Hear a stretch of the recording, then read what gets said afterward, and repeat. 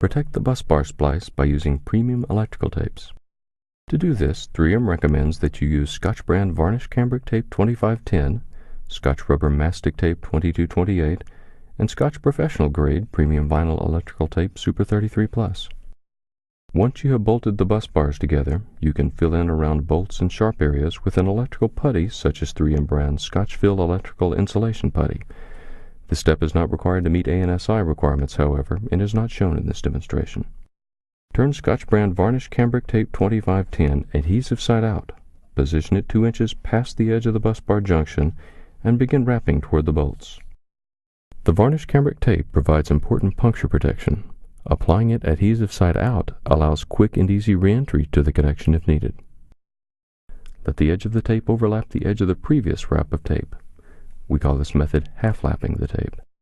Wrap diagonally to ensure you have covered the bolts effectively. Once you've covered the splice and the ends of the cable jacketing or bus bar insulation, cut the tape with a sharp blade. Next, you will cover the splice with Scotch brand rubber mastic tape 2228 to provide electrical insulation and a good moisture seal. Start wrapping mastic tape to one side of the bus bar junction. Pull the rubber tape so that it stretches slightly. The tape should be stretched to 1/3 its original width, almost to the point of breaking.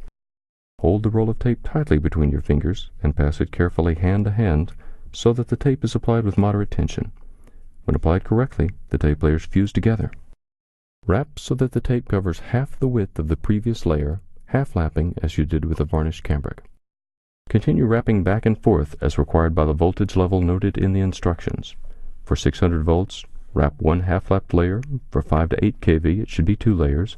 For 15 kV, it should be 3 layers for straight bar and 4 layers for bolted. For 25 kV, it should be 5 layers for straight bar and 6 layers for bolted. For 35 kV, it should be 7 layers for straight bar and 8 for bolted.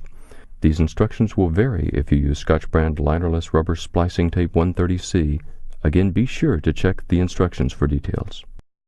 Wrap the rubber tape at least an inch over the cable jacketing or bus bar insulation. It is especially important to overwrap the insulating tape with premium vinyl electrical tape when the connection is in an exposed area. Start taping with Scotch brand premium vinyl electrical tape Super 33+.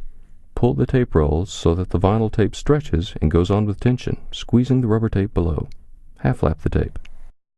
The tape should extend at least an inch over the cable jacketing or bus bar insulation. Once you have applied a minimum of 2 half-lap layers, let the tension out of the tape in your hand and cut it with a sharp blade thumb down.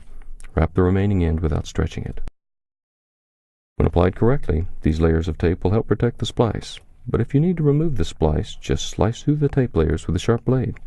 They should peel off easily since the layers will adhere to each other and not to the splice.